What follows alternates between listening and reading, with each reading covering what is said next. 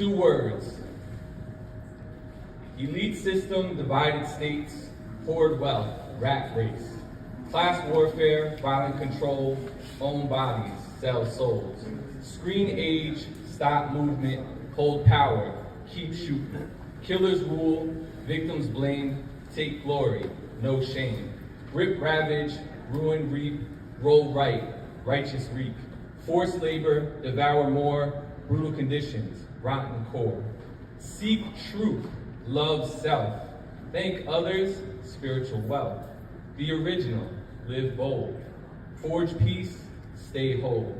Carry water, hold light, protect passion, shine bright. Motion stirs, humans rise, life rages deep inside.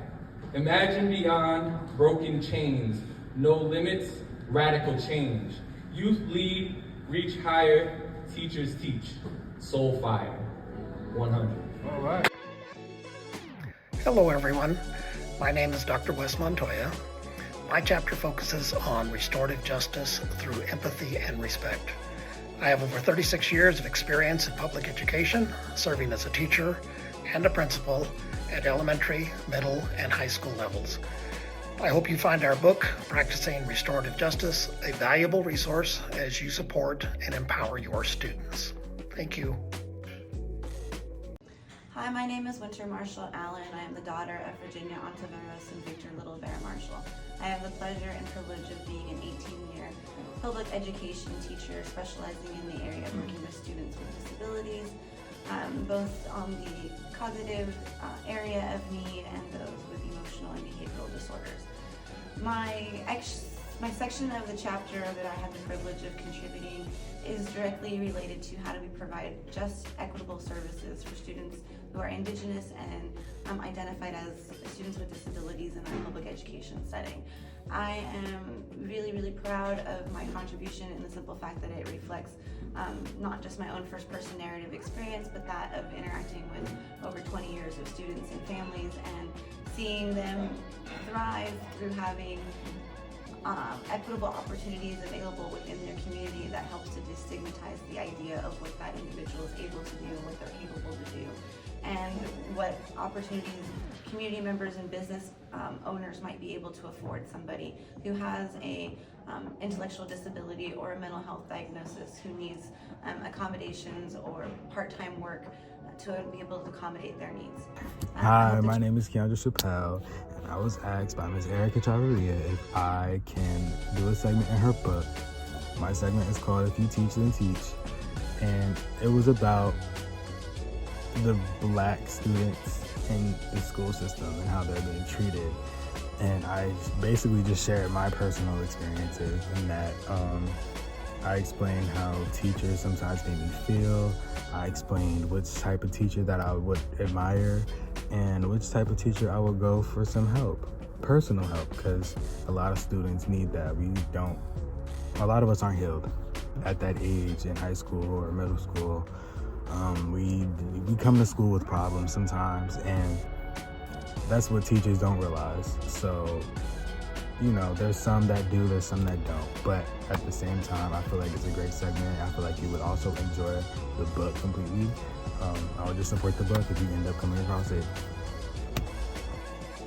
Hey everyone, my name is Terry Jess, and I am one of the co-authors in the book, Practicing Restorative Justice, and proud contributor to anything that Erica is doing. Currently, I am an associate principal at Wadena High School, where I was recently named the Washington State AP of the Year. And before that, I was 10 years as an educator of history and ethnic studies in the Bellevue School District. As you get into this chapter, when they come for us, you're going to see the power of community, even when that is not immediately around you, but as a community of people who are doing the work. And I am grateful for my soul family, for my sisters, my brothers that are in this work, that are doing the work to dismantle white supremacy in schools and can rely on one another when all of the backlash, when all of the lies, when all of the distortions, when all of those things come, because we know that when we try to dismantle these systems, that they are absolutely going to come for us. So find your people. Hi, aloha mai kako, wau o kai hukai, no wai anai mai au, Waianae is on the island of Oahu, but my kupuna also come from the islands of Kauai and Hawaii Island. My ohana names are Dung, Husman, Li'i, Namuliwai, Kuhia, and Mahuka. My chapter, Ho'ina Kapono, discusses the practice of ho'oponopono, which brings relationships or pilina back to a balance. So the word pono has sometimes come to mean what is righteous, what is justified, what is fair, what is equal, sometimes what is equitable. But the original intent from our kupuna was that pono means balance, and balance engulfs all of those things. With bringing things back to pono, we need the practice of ho'oponopono. And it's a restorative practice that doesn't always include the I'm sorries or the forgiveness, but the outcome is a harmonious balance that comes from acceptance and truth. Keiki are the most important source in the Hawaiian world. In schools and for educators and for students and for parents and communities, pilina or relationships are very important, and we should always be striving to return back to a balance. Mahalo ya'o ko. Thank you guys so much for giving me space to share the EPR knowledge of my kupuna. I am truly humbled and privileged. I hope that the Hawaiian Ike empowers, uplifts, and inspires anybody who takes the time to read and learn from it. Mahalo nui, aloha nui.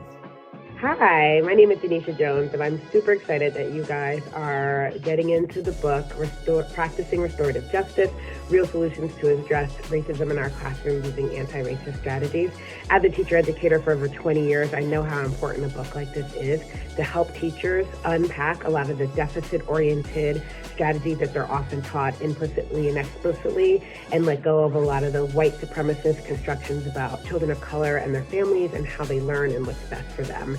And I'm also excited that I have a chapter on making Black Lives Matter in the early years, centering anti-racist approaches in early childhood education and care. I hope that you will find all these resources super helpful as you really learn to be in right community and relationship with the young children in your classroom and support them as brilliant and capable learners. And so yeah, this book is super exciting, and I look forward to talking with you about it more. Thanks. Hey everybody, my name is Luke Mitchner. I'm a social studies teacher in Bellevue, Washington, and my teaching partner and I, Terry Jess, co-authored a chapter in Erica's book called Anti-Racism for White Educators. Erica, thank you. It was a huge honor to be invited to contribute to the text.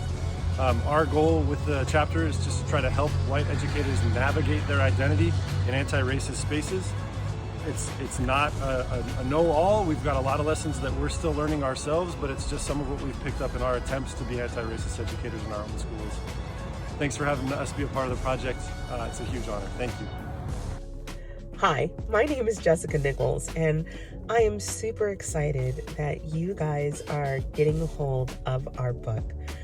My chapter is all about the struggle for police-free schools and the local battle with trying to make policy happen on the school board level and on the county level.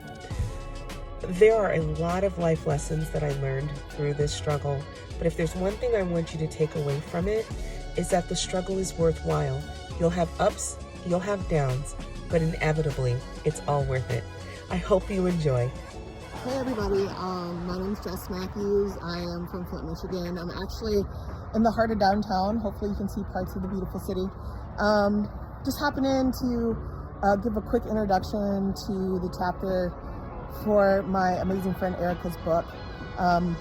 Pretty much just having a genuine conversation about the importance of doing the work and how to sustain it. And if we know anything, this is the time we need to do the work, right? Like we need strategies, we need strength, we need everything in order to keep doing what's right for everyone in this world. So check out the chapter for me.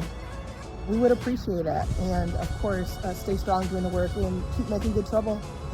Peace, everybody. This is Zeli Imani from Black Lives Matter Patterson.